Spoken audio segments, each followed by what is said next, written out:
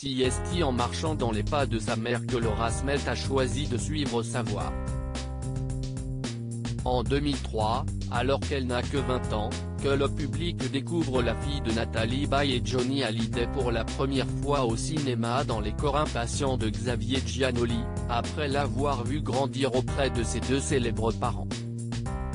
Pourtant, malgré cette notoriété parentale, Nathalie Baye elle, ne s'est pas montrée des plus sereines lorsque sa fille unique lui a annoncé vouloir devenir comédienne.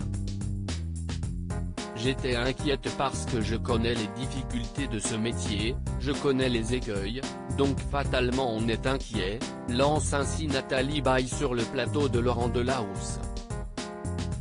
Toutefois, après avoir vu sa fille pour la première fois sur grand écran, la comédienne de 72 ans admet avoir été soulagée, car elle a alors vu que sa fille avait du talent et un potentiel.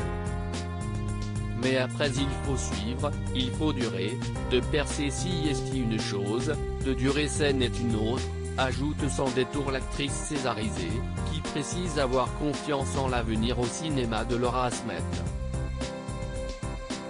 Nathalie Baye espère être une bonne grand-mère, mais si la fille de Johnny Hallyday traîne depuis plusieurs années une jolie carrière au cinéma, mais aussi à la télévision et en tant que réalisatrice, elle vient de se voir conférer un tout nouveau rôle, celui de maman.